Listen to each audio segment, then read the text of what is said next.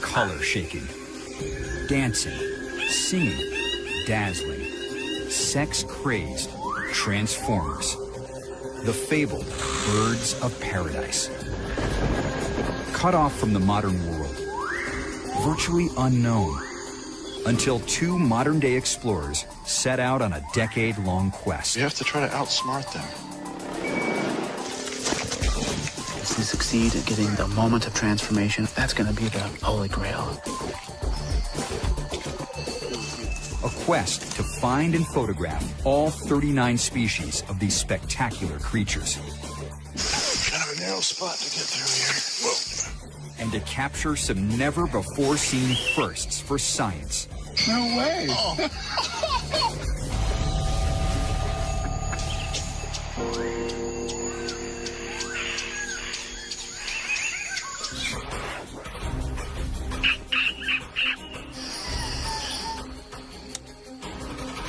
National Geographic photographer Tim Lehman and Cornell University ornithologist Ed Scholes have traveled the jungles of New Guinea for nearly a decade.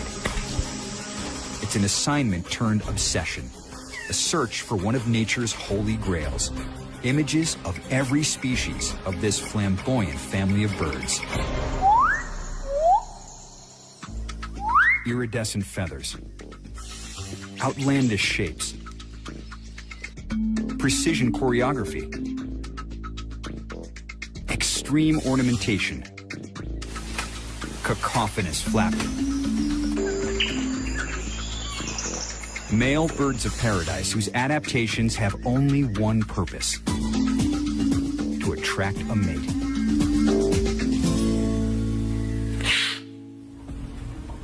New Guinea, where birds of paradise live, is one of the most remote places on Earth.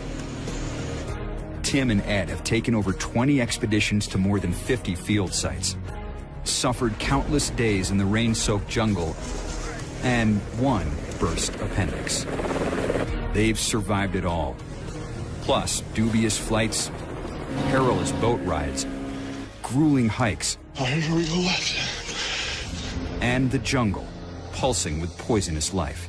You gotta keep your eye out for them. So when you're bashing through the forest, you gotta pay attention or you might end up with one of these on your face.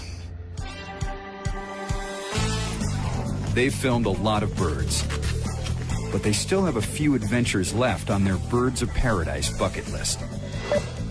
Their first target, the Wanz's Parodia, is a creature that transforms from bird to ballerina in the blink of an eye. They live way up in the Sarawagin Mountains.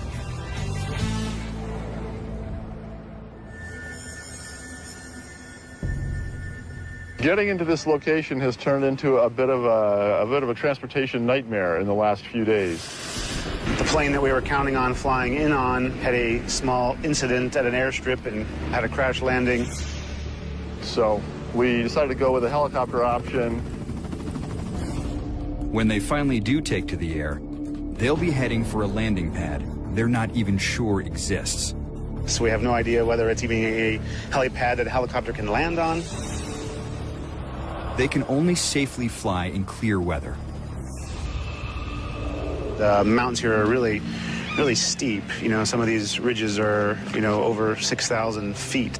No pilot in Papua New Guinea flies when you can't see.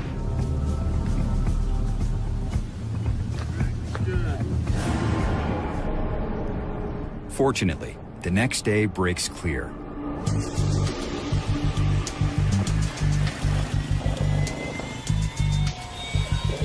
They're flying into one of the least explored places on Earth.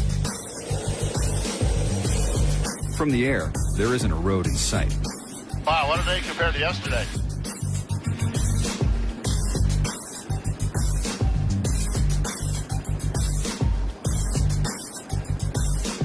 Birds of paradise are also cut off from the world.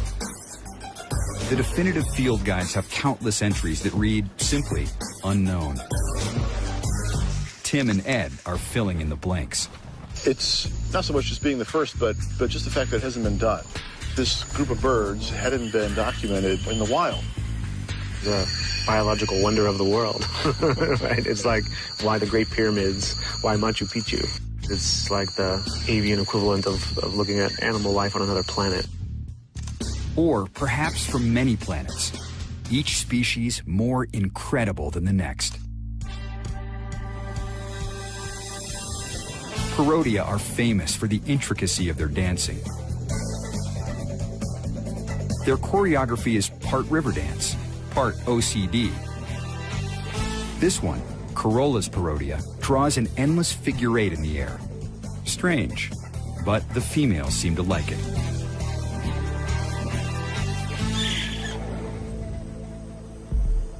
Deciphering what the male's behavior means to the females is like learning another language.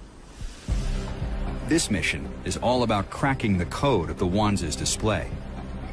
Real excited to be back to see this species of parodia. I spent so many years studying them, and it's nice to be back. They're kind of like old friends for me. On one of these ridges is a field camp Tim and Ed will call home for the next 3 weeks. If they can land. Roy, we're just looking for a cut clearing on a ridge. Okay. And hopefully they pick up a helipad for us. Yeah. It is the moment of truth. Yeah, really. Let's hope. I see smoke dead ahead on the ridge, right there. You can see the bamboo there. Yes. What do you think, Roy? Yeah, no problem. Barely a challenge. That's what we like to hear.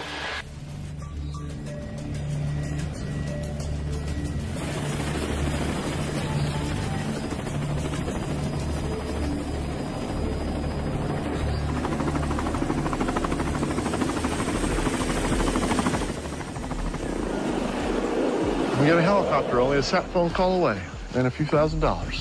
Parodia territory at last. The parodia is one of the quintessential shape-shifting species. When the male displays, he tucks his wings away and pops out specialized breast feathers. They're kind of funny and comical to watch. You can't help but to think of them as like a little person in the forest wearing a skirt, dancing around. There are 5 species of parodia, and Tim and Ed have photographed them all. But this time, they want to change it up. They're trying to film a male parodia from above, from the perspective of the females, who are the arbiters of what makes a good display. Ed thinks the aerial view will be very different from anything they've ever seen. The way the females look at them is from above looking down. So the females see this really distinct circular shape that's made by the skirt. All right, this is the camp. They've already got the old tarp up. Ed's command of the local language, Pidgin, comes in handy. Katim nupla diwai na workim nupla frame. As their porters make camp, they strike out to scout display sites. There was a couple of old ones right over here in this thicket. That's what I first noticed. I think it's here. There's like a sinkhole. And this one's a fresh one, because look, it's got fresh bird poop. Or, as they say in Pidgin, peck peck. This bare patch is the male's display territory. It's called a court. Parodia are neat freaks, keeping their courts spotless and clear. So, Ed sets up a tiny camera, then scatters some leaves. It's his sneaky way of telling if the males are using this site. It really drives him crazy to have those leaves down there. They're very fastidious. So when he comes by here and sees those, he won't be able to help himself. He'll come right down and toss them all off the court. Holy cow. You know, he almost gets like the looking down view from up here. Yeah. If the site proves to be active, it's perfect for the overhead shot. This distance is very safe for parodias. I mean, I think that's the wide enough view right there if you just clean out that vine. Yeah, this one's totally doable. Capturing the female perspective on film would be a scientific breakthrough and a dream come true for Ed. To succeed in especially getting the moment of transformation, that's going to be the holy grail. They check the spy camera, and sure enough, it doesn't take long for the parodia to arrive. That's the leaf we put down. Toss it. Yeah, he's coming like right up next to the GoPro. He's so intent on cleaning up, he doesn't even notice the camera. No way. Oh, we actually got an awesome GoPro shot of a Peronia. That's hilarious. I don't know if I can believe that word. You totally didn't care at all. Whoa, this guy's big. That tail is long. That tail's long. He's like a huge bird. I forget how much bigger This is a lot this bigger. Peronia is than some of the others. Tim plans to position 3 synchronized cameras around the display area. Ed will control 2 from his laptop, while Tim shoots the 3rd from a hidden vantage point. I just need to get a bunch of bush rope, start lashing together a ladder. Thankfully, the forest itself is as good as a hardware store.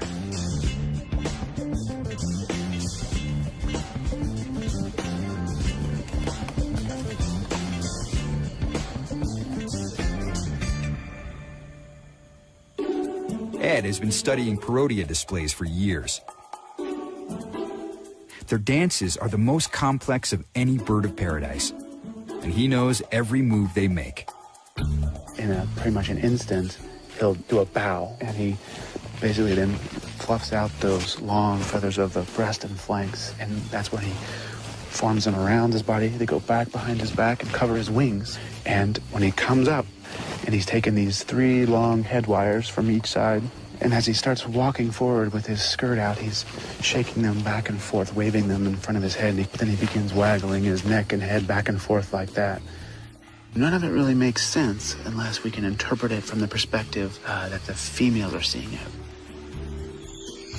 For birds of paradise, the females are the evolutionary decision makers.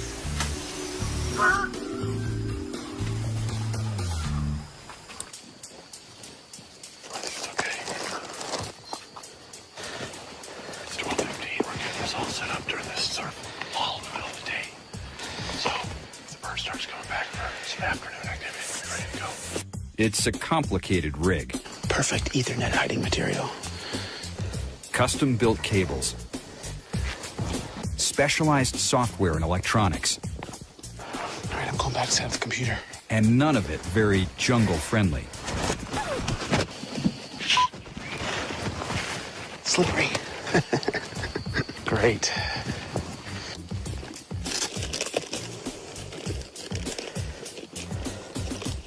All right, so it's working. The cameras are on, and I think we're in business. Tim settles into his blind, hoping their camera-ready Peronia will make another appearance.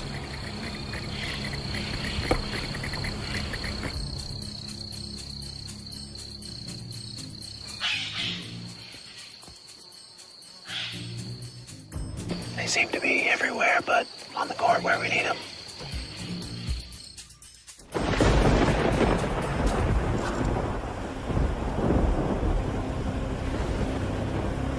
Well, I'm still sitting here in my blind. I think I'm gonna call it quits pretty soon.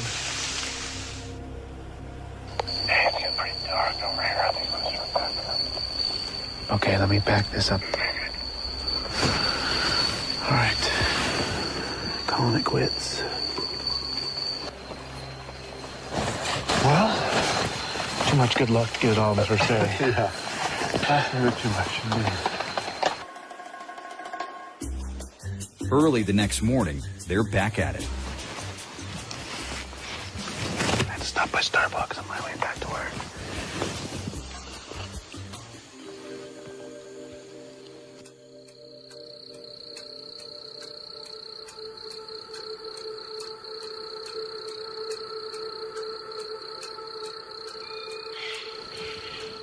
Miraculously, the Peronia also shows up for the morning shift.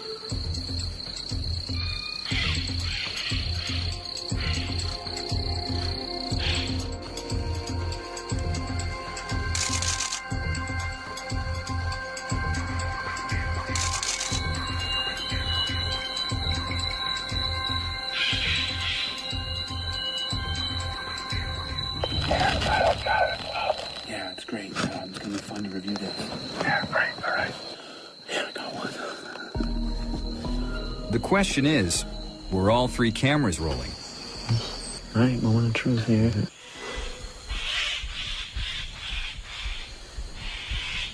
Looking left, looking right. Bow. Oh, yeah, his tail. Okay, he's coming out in the ballerina.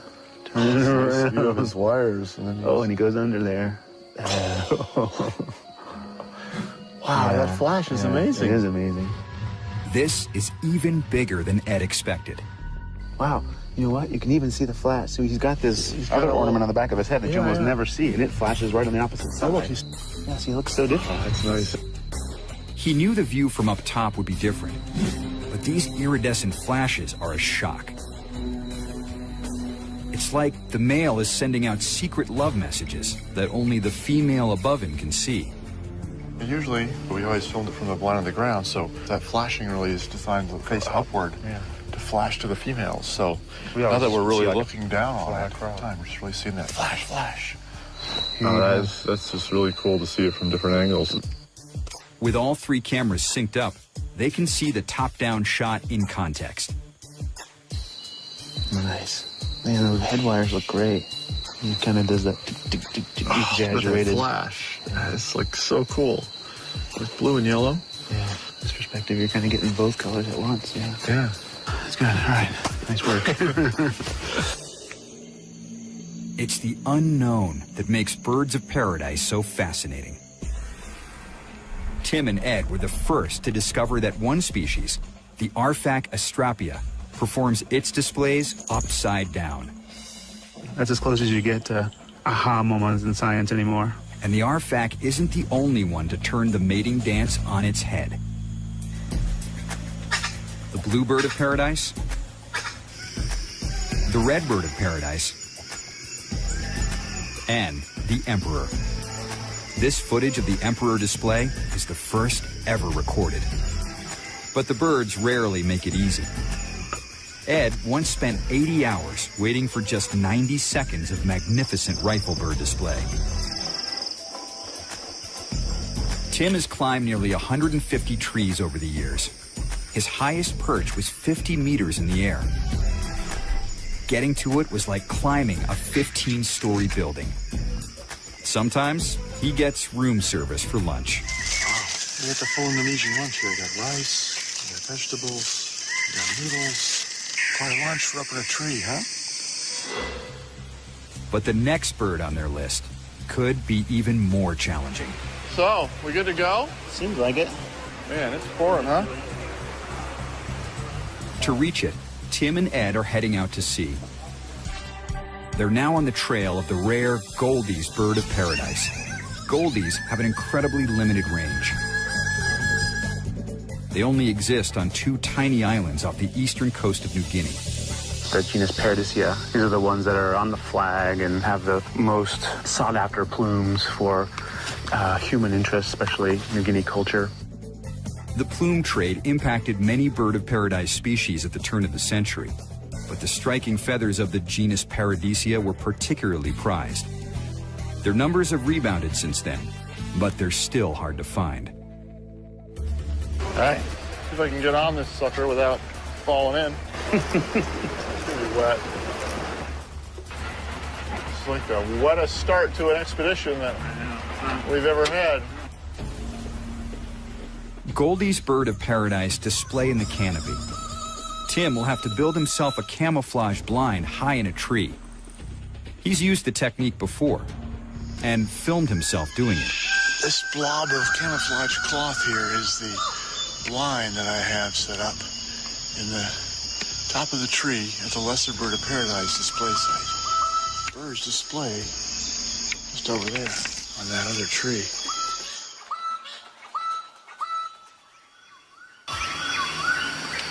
Well, I'm back in my blind at the Lesser Bird of Paradise tree. This is my 7th morning up here. Gonna give it one more try. Persistence eventually paid off. The birds are just starting to arrive. Got a male here.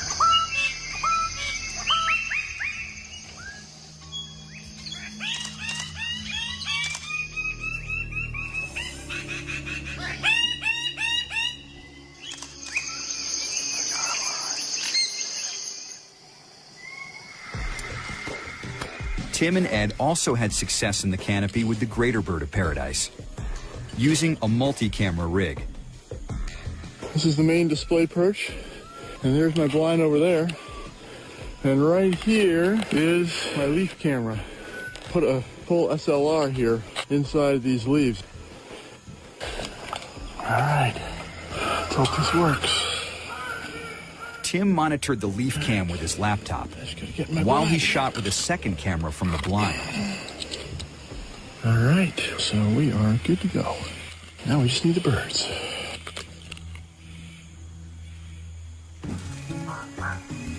First, the males show up and ruffle their plumes to attract the females. Once the ladies get there, the males get really excited. It's actually working. It's kind of unbelievable.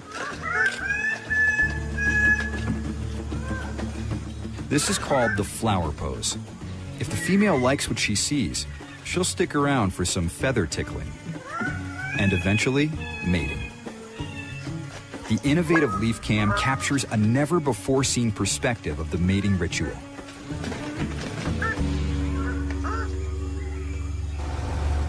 This time, they're hoping to combine all of their successful tactics.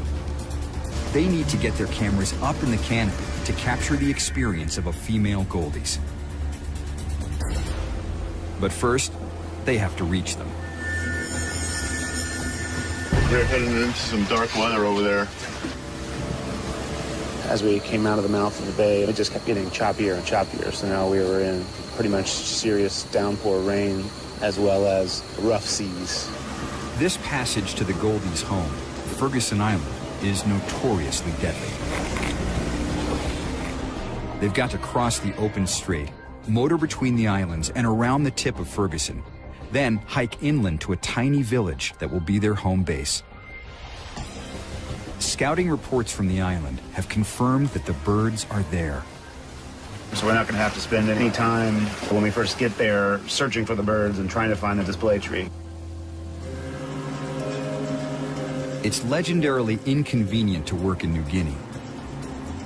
But the same impenetrable jungles, far-flung islands, and extreme elevations that make passage nearly impossible are also what has given rise to these otherworldly creatures. Little Jurassic Parks, pocket environments cut off from each other and the outside, create fertile ground for small populations of birds to evolve extraordinary characteristics.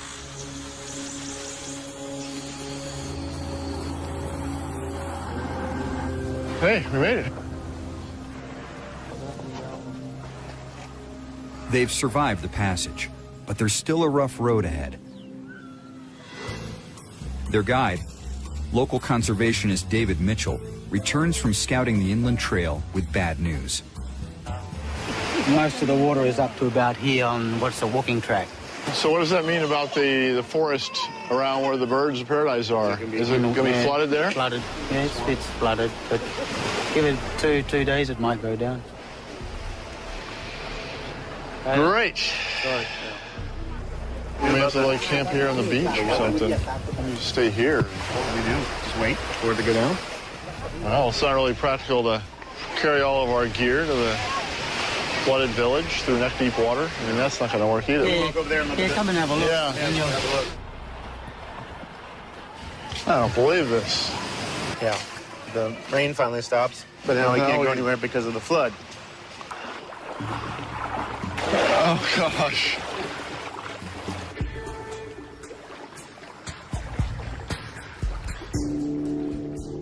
With no time to waste and no way to work without their gear, Tim and Ed set off in search of another route.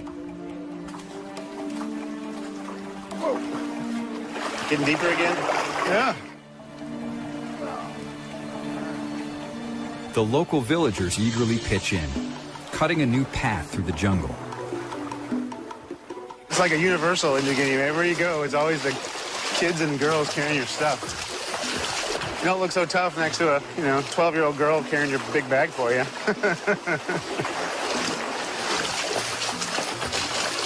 No, we need a good downpour.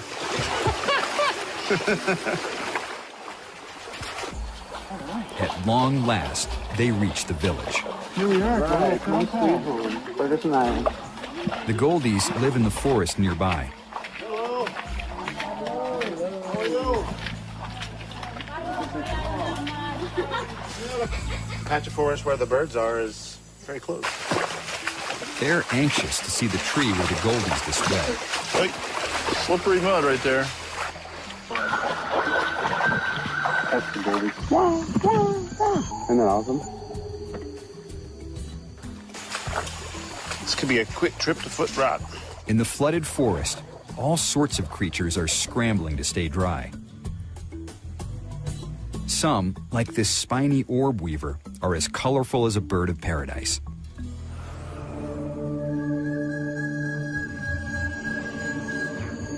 I'm trying to remember, where's the tree that they displayed in?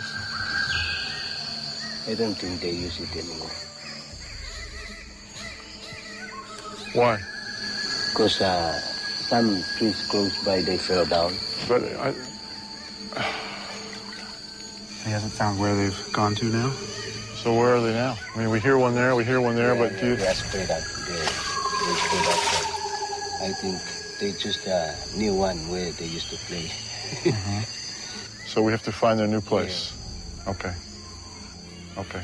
Turns out their advance intel wasn't as accurate as they'd hoped. So our supposed scouting effort was clearly a big failure. As if the rain and the seas and the floods weren't enough. Had we known, I think it would have changed the equation quite a bit.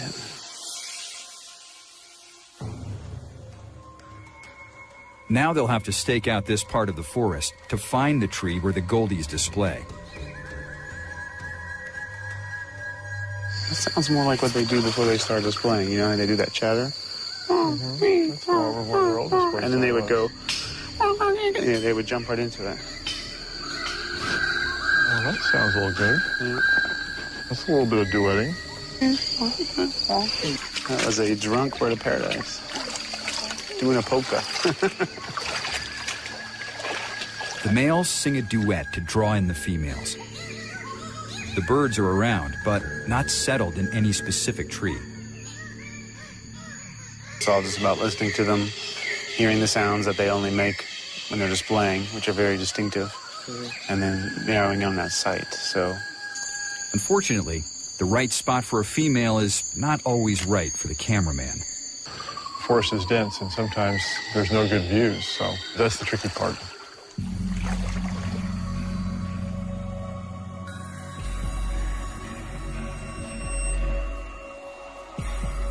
The next morning, they managed to find an active tree. you see how the tree that goes up and it's got this fork in it? There's kind of like an open gap of a bunch of little jungle gym-like sticks. That's where the birds are. There's no place up there to build a blind, so they have to adjust their plan. The main approach is going to be to try to use these remote control cameras. So I'm going to climb up in the tree. I'm going to rig up this camera hidden with also a layer of leaves over this and try to hide it, in the next tree closest to the display site. And then we'll be able to run these cables down to the ground and shoot with a remote control setup from our laptops. And we think it's going to be a natural history filmmaking first to film birds of paradise like this up in the canopy. They just need to turn this pile of gear into a working camera system. This goes to that. So this is going to be your number 2 laptop connection.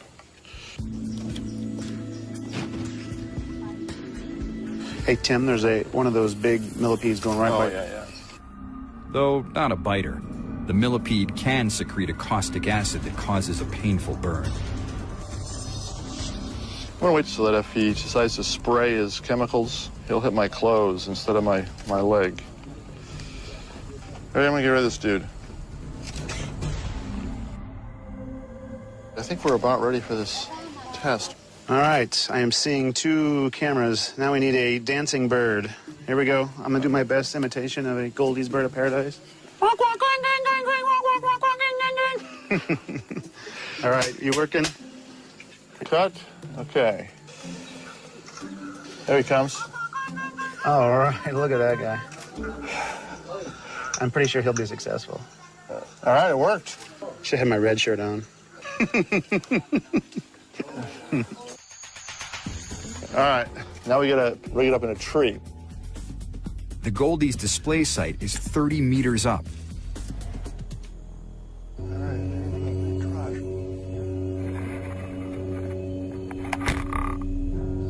Oh, you had it, but I think you hit a leaf. Yeah, I hit a branch. It went right over the right spot, but then it bounced back off of A leaf. a branch.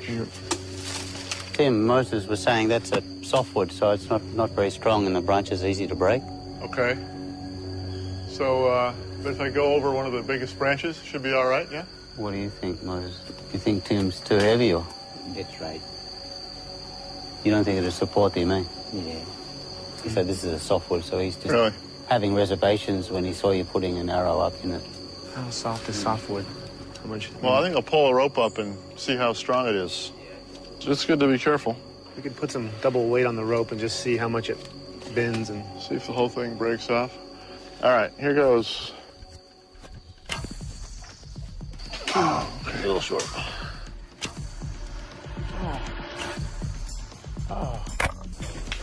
There you go. All right, got it in the right spot. The rope is secure. It's time to see if it will hold Tim's weight. Okay.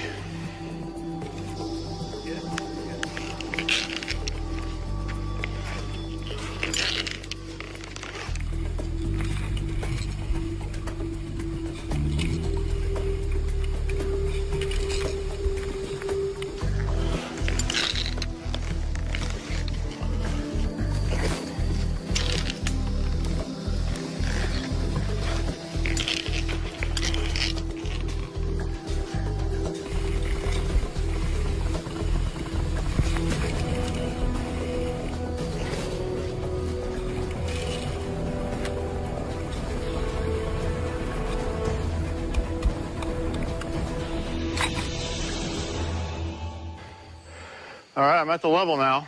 Yeah? It is pretty light wood. Is it gonna be all right? As long as I stay in the middle. And put a loop in the rope and clipped it in. So if the whole top of the tree where I'm at actually cracks and bends over, my rope actually will still keep me from hitting the ground. It still would be a nasty fall, but it would be better than hitting the ground. With the nearest hospital 2 days' journey away, safety is paramount. How's the view of the branch? Can you see it pretty easily? I got a perfectly clear view and it's 2 meters away. 2. That's gonna be awesome. Oh, my feet, this is not gonna be comfortable up here. As Tim rushes to get the cameras in place, the Goldies start revving up for a display.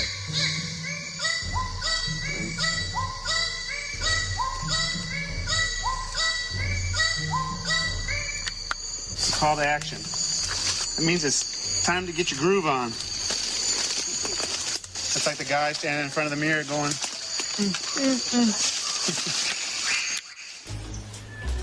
For the males of most species of birds of paradise, promiscuity is a full-time job. They flirt and flirt to get the female's attention. The males would mate repeatedly with the same females throughout the course of the display session. Would mate with multiple females, would mate with the same females repeatedly over multiple days or weeks. So yeah, they're not very discriminating about who and how many. It's pretty much up to the female. Which is why it's critical to see what the females see, how they decide who's worthy. All right, I'm up here in the canopy by the Goldie's Bird of Paradise tree, and here are my 2 remote control cameras, number 1 and number 2. It's taken 3 hours for Tim to perfectly position the cameras. My legs are starting to get gripped up from just holding these weird positions for too long. I need a break. Unable to rest on any of the fragile branches, Tim has got to get down before his legs give out. Kind of a narrow spot to get through here.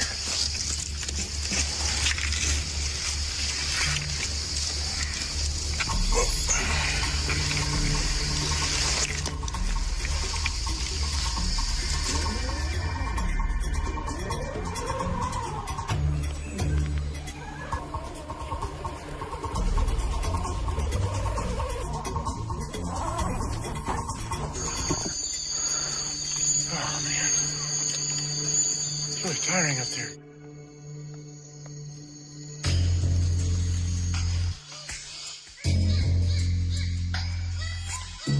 Birds are calling just behind us, just above, back over here. So they're only about, 25 meters away. But maybe they're a little spooked by my cameras up there. We're not sure.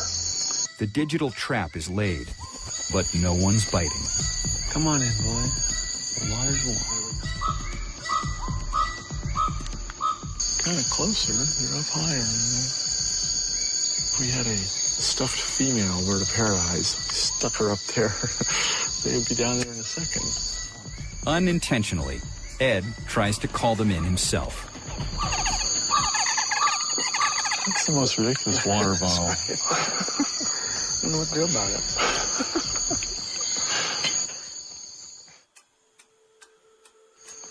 There's a lot of waiting in this business.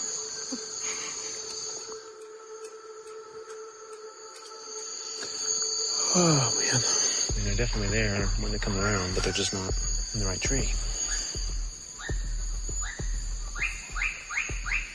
Come on, dudes, come on. But today is not going to be the day. It's starting to rain. Shutting down. I believe they're coming so close. Now when it's getting dark, and I have to go up and get the cameras down because it's also starting to rain. And now they're like right here. They can't film at night, and the cameras aren't waterproof. So day one on Ferguson is a bust. Let's just hope we get the payoff moment to go with all the misery and suffering.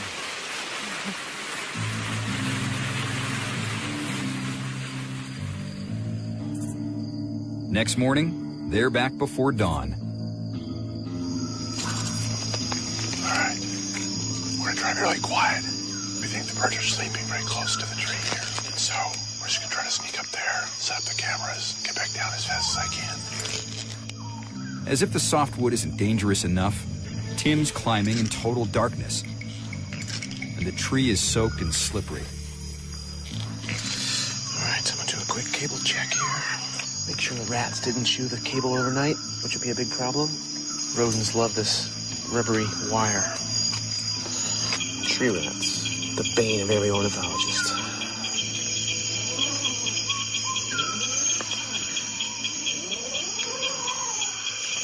All right. 5:28. All right, so I'm right on schedule. I made it back down before 5:30. Okay, good job. Yeah. Well, now we just got to sit tight and wait for like an hour for it to get light.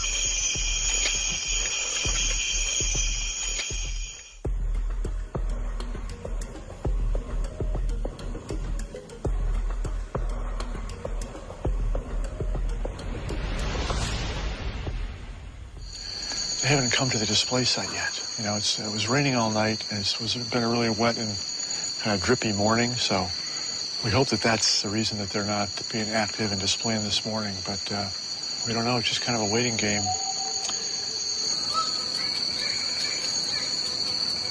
It's getting temptingly close now, but I just don't think they're buying it. The Goldies seem to be avoiding the rigged tree. You know, it's been like 2 good mornings now, and they haven't come, so pretty sure that having those cameras up there close to the display site is putting them off a bit. So we're going to have to try something different. Frustrated by the Goldies' lack of cooperation, Tim and Ed head off in search of a different bird they've been hearing.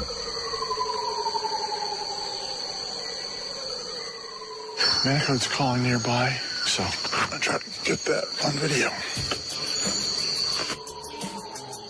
Hey, which one do you want to chase? There's one over here now, too.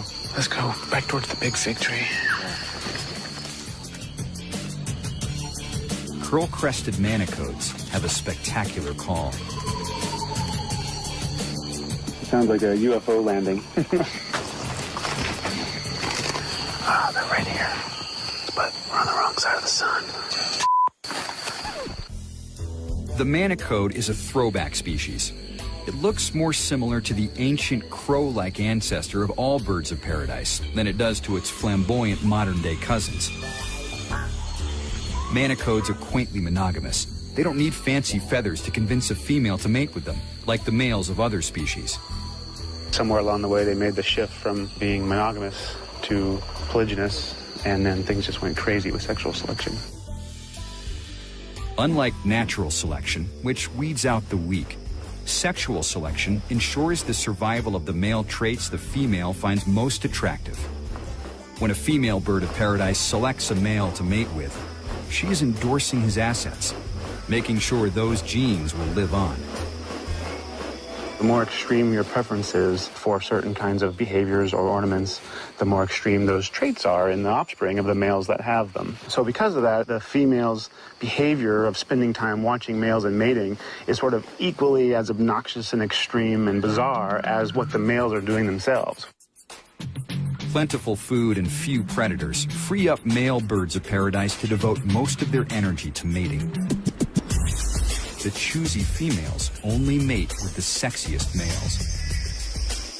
But every encounter starts with an audition. They've created their destiny of spending inordinate number of hours watching the very males that their ancestors have created through sexual selection. The Manicodes never made the leap to polygamy, but that doesn't mean they're without sex appeal. For them, it's an oral thing. Ed records a male's call and plays it back to fool a bird into revealing its position. There they are. Where'd they go? Right there. Sitting right there. He's low in there somewhere. That's it. Just behind the tree. Right in the sunlight. Yeah. You can really see his throat moving now. There's a bird that has that really crazy, like, windy trachea on its throat there that it's using to make that crazy call.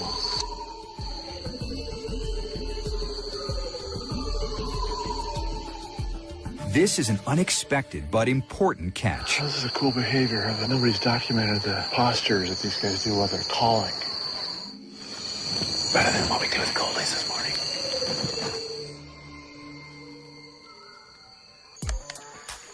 Taking the Manicodes as a good sign, Tim and Ed head back to the Goldies. Oh yeah, there's a bird really close. They've spotted two males displaying on a branch about 50 meters from the rigged tree.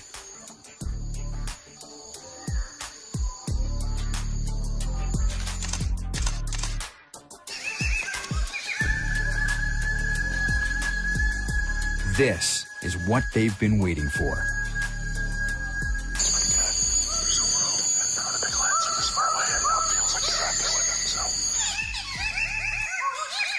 The females have box seats for the performance.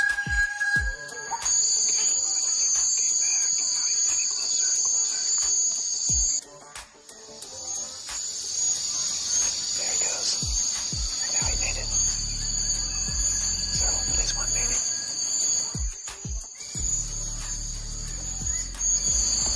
Just got a mating on film.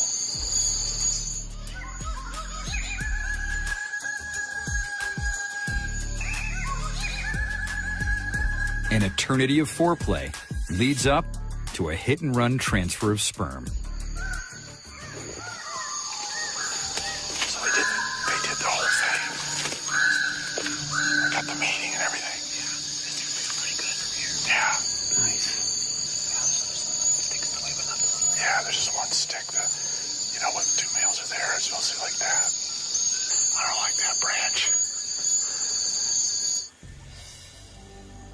Now if they can just get a display with their leaf cam.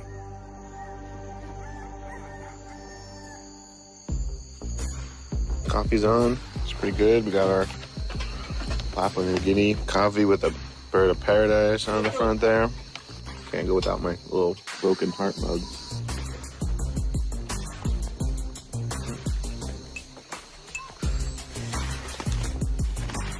Before Tim climbs up to rig the remote camera, he attempts an aerial extraction. Oh, no, that was a bad one. Oh! Yes, I think that's it. Okay. Oh. Look, it's one of those softwood trees. Well, the offending branch is no more. All right, I gotta go up.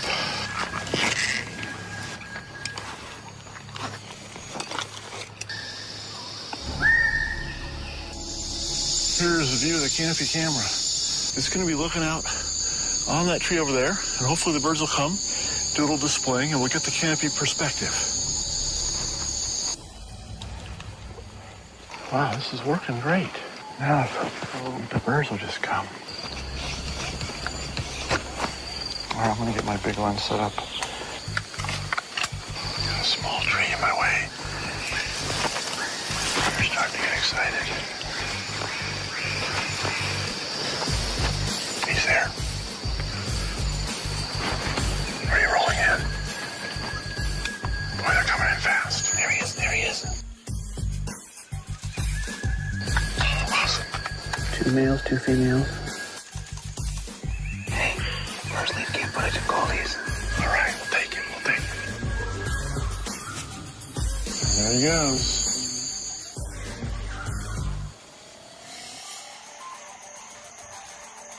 Before they leave the island, Tim reveals their groundbreaking shots for the first time. This is a rapid-fire sequence. The unique leaf cam perspective exposes previously unknown behavior. The females seem to be mesmerized by the male's red feathers. And during every display, the males brush their tail wires and plumes against the female's breast. All right, well, cheers. Cheers to Good day. Tim and Ed have accomplished many firsts, and this last expedition is no exception. The first documented curl-crested manicote display, the first leaf cam footage of goldies, the first Parodia female perspective shot, and over nearly a decade, the first photographs of every species of bird of paradise. It's both sort of the most exciting project I've ever worked on, and it's also the most frustrating project I've ever worked on. It's one thing to see a bird of paradise and think, oh, it's beautiful plumes and it's a neat bird. But it's mind-blowing when you really see it in context of what they're doing and how it evolved.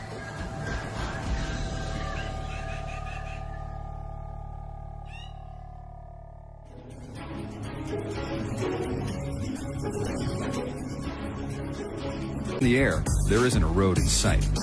Wow, what a day compared to yesterday.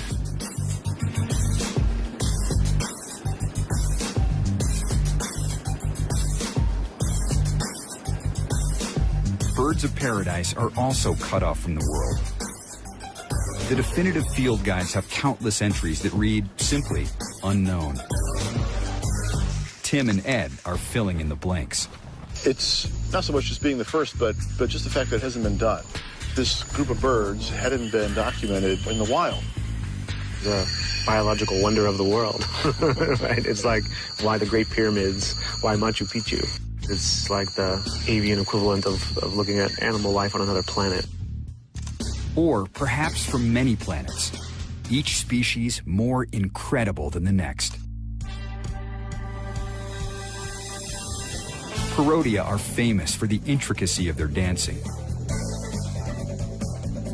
Their choreography is part river dance, part OCD. This one, Corolla's Parodia, draws an endless figure eight in the air. Strange, but the females seem to like it.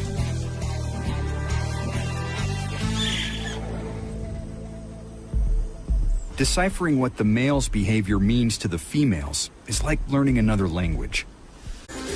Color shaking, dancing, singing, dazzling, sex-crazed, transformers. The fabled birds of paradise. Cut off from the modern world, virtually unknown, until two modern-day explorers set out on a decade-long quest. You have to try to outsmart them. If we succeed at getting the moment of transformation, that's going to be the holy grail. A quest to find and photograph all 39 species of these spectacular creatures. Kind of a narrow spot to get through here. Whoa. And to capture some never-before-seen firsts for science. No way.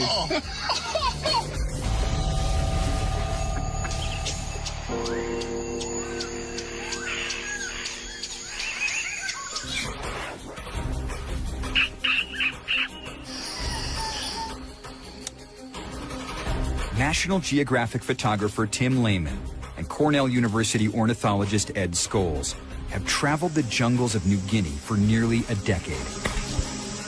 It's an assignment turned obsession, a search for one of nature's holy grails, images of every species of this flamboyant family of birds. The Wanz's Parodia is a creature that transforms from bird to ballerina in the blink of an eye.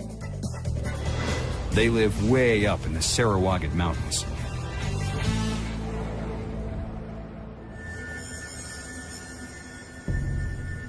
Getting into this location has turned into a bit of a transportation nightmare in the last few days. The plane that we were counting on flying in on had a small incident at an airstrip and had a crash landing. So we decided to go with a helicopter option. When they finally do take to the air, they'll be heading for a landing pad they're not even sure exists. So we have no idea whether it's even a helipad that a helicopter can land on. They can only safely fly in clear weather. The mountains here are really steep. You know, some of these ridges are, over 6,000 feet. No pilot in Papua New Guinea flies when you can't see.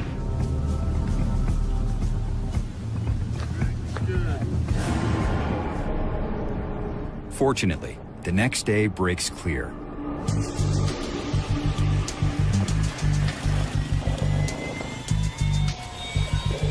They're flying into one of the least explored places on Earth. This mission is all about cracking the code of the Wanz's display. Real excited to be back to see this species of Parodia. I spent so many years studying them, and it's nice to be back. They're kind of like old friends for me. On one of these ridges is a field camp Tim and Ed will call home for the next 3 weeks. If they can land. Roy, we're just looking for a cut clearing on a ridge. Okay. And hopefully they pick up a helipad for us. Yeah. It is the moment of truth. Yeah, really. Let's hope. I see smoke dead ahead on the ridge, right there. You can see the bamboo there. Yes. What do you think, Roy? Yeah, no problem. Barely a challenge. That's what we like to hear.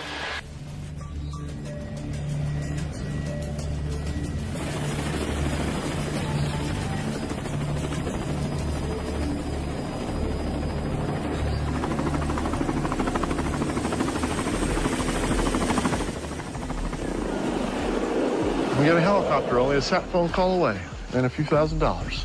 Parodia territory at last. The Parodia is one of the quintessential shape-shifting species. When the male does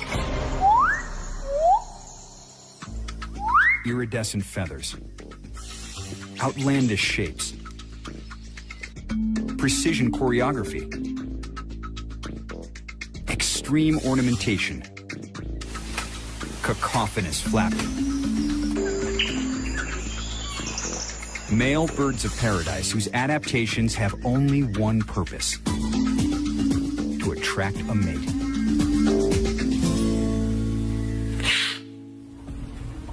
New Guinea, where birds of paradise live, is one of the most remote places on Earth.